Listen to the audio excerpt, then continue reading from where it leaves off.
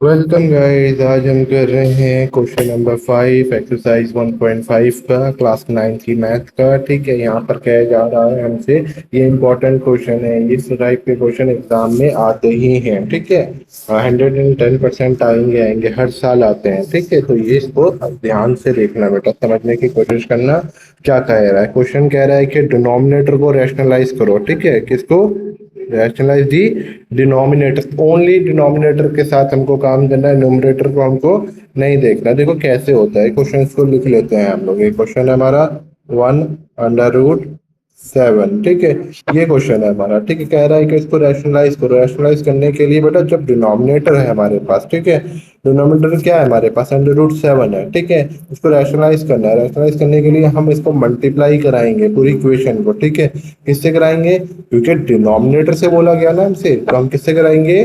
Denominator से ही कराएंगे। √7 multiply √7 से। ठीक है, इसको किस तरीके से रैशनलाइज कराना है, इसको कहते हैं बेटा रैशनलाइज दी डिनोमिनेटर। ठीक है, तो इसको सॉल्व कर देंगे बेटा। ठीक है, ये सेम नंबर है, 7 × 7। ठीक है, अंडर रूट में देखो 7 √7 हो जाएगा। √7 पेयर बन गया, पेयर बन के बाहर आ जाएगा, तो आंसर हमारा 7 होगा। ठीक है, इसी तरीके से यहाँ पर 1 × 7, अगर हम 1 को किसी भी नंबर से मल्टीप्लाई कराएं तो आंसर क्या आएगा?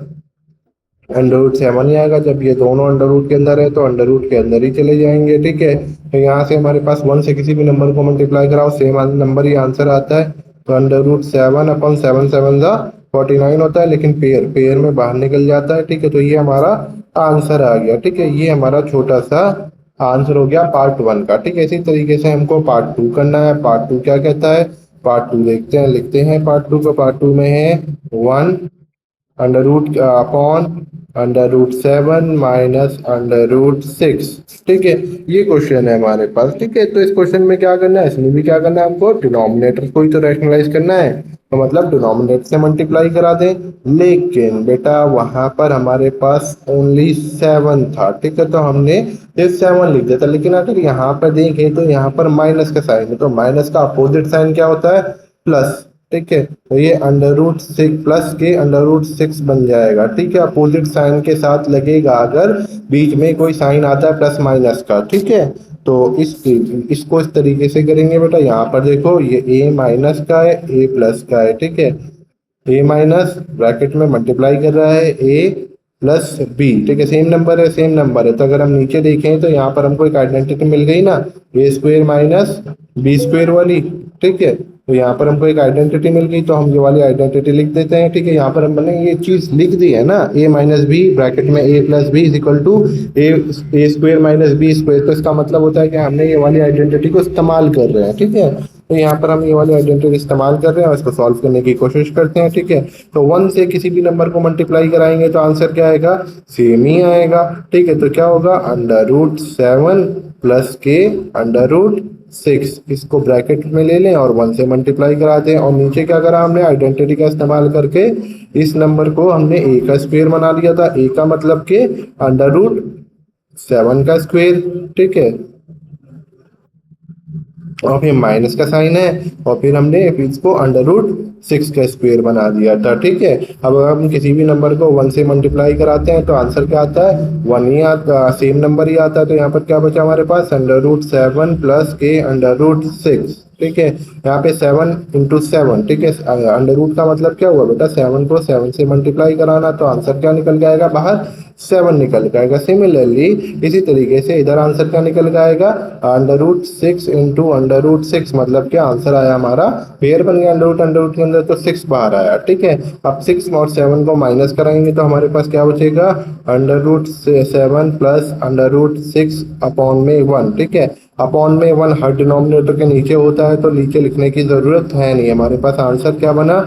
√7 प्लस √6। ठीक है, ये हमारा आंसर बना। ठीक है, तो इसको इस तरीके से सॉल्व करना होता है बेटा। ठीक है, तो फिर हम पार्ट 3 की तरफ चलते हैं। पार्ट 3 में हमको क्वेश्चन क्या मिला? हमको क्वेश्चन मिला है 1 अपॉन, ठीक है, √5 प्लस √2। ठीक है, ये हमारा क्वेश्चन है। सिमिलरली जैसे कि हमने ऊपर करा, ठीक है, कि रैशनलाइज करना है डिनोमिनेटर को, तो डिनोमिनेटर को रैशनलाइज करने के लिए हमको डिनोमिनेटर से ही मल्टीप्लाई करना पड़ेगा, ऊपर भी और नीचे भी, ठीक है। तो हम यहाँ पर मल्टीप्लाई कराते हैं, ऊपर भी और नीचे भी, ठीक है। तो मल्टीप्लाई कराएंगे √5। अब जैसे कि हमको एक चीज पता है कि प्लस का साइन है तो अपोजिट साइन जाएगा ना बेटा, ठीक है, माइनस का, ठीक है। सिमिलरली यहाँ पर भी क्या होगा, अपोजिट साइन जाएगा, एक प्लस का है और दूसरा माइनस का होगा, ठीक है। अगर यहाँ पर देखें तो सेम आइडेंटिटी, ए प्लस बी मल्टीप्लाई कर रहा है ए माइनस बी को, ठीक है। तो ये क्या होगा, ए का स्क्वायर माइनस बी का स्क्वायर, इस तरीके से बेटा ये क्वेश्चन होगा, ठीक है। इसका मतलब है हमने ये आइडेंटिटी लिख दी है तो मतलब कि हम आइडेंटिटी का इस्तेमाल कर रहे हैं, ठीक है। तो यहाँ पर हम पहले मल्टीप्लाई कराते हैं ऊपर, ठीक है। ऊपर हमारे पास √5 माइनस √2 को मल्टीप्लाई कराना है हमको 1 से, और नीचे हमारे पास क्या होता है, नीचे हमारे पास आता है बेटा √5 का स्क्वायर और माइनस के √2 का स्क्वायर, ठीक है। जब हम इसको आगे सॉल्व करते हैं तो हमारे पास ऊपर आंसर तो सेम ही आ जाएगा, क्योंकि 1 से मल्टीप्लाई करेंगे तो कोई फर्क नहीं पड़ेगा। लेकिन जब डिनोमिनेटर को देखेंगे तो √5 का स्क्वायर है तो मतलब कि 5, और माइनस के √2 का स्क्वायर है तो मतलब कि 2 बचता है हमारे पास, ठीक है। तो अगर हम देखें यहाँ पे माइनस कराएं, ठीक है, √5 माइनस √2, यहाँ पर बचा हमारे पास 3, ठीक है। तो यही हमारा बेटा आंसर है इस क्वेश्चन का, ठीक है। फिर हम चलते हैं नेक्स्ट पार्ट की तरफ। फोर्थ पार्ट हमारा इस एक्सरसाइज का लास्ट पार्ट है, ठीक है, और इस क्वेश्चन का भी लास्ट पार्ट है। हमको कहा गया है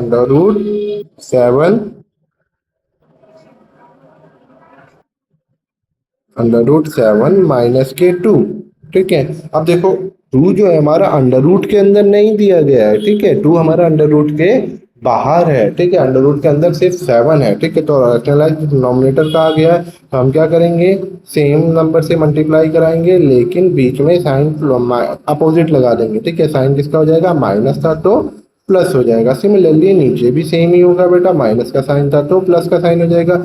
यहाँ पर same a minus B multiply a plus B is equal to A का स्क्वायर माइनस बी का स्क्वायर। ये वाली आइडेंटिटी का हम इस्तेमाल कर रहे हैं हर क्वेश्चन में, ठीक है।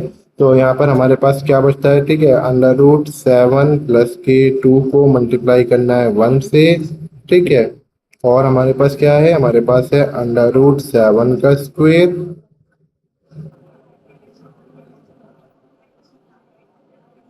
ठीक है, और माइनस के 2 का स्क्वायर, ठीक है। जब इसको सॉल्व करते हैं ऊपर वालों को, ठीक है, 1 से किसी भी नंबर को मल्टीप्लाई करेंगे, माइनस करेंगे, डिवाइड करेंगे तो आंसर क्या आएगा, सेम ही आएगा, ठीक है।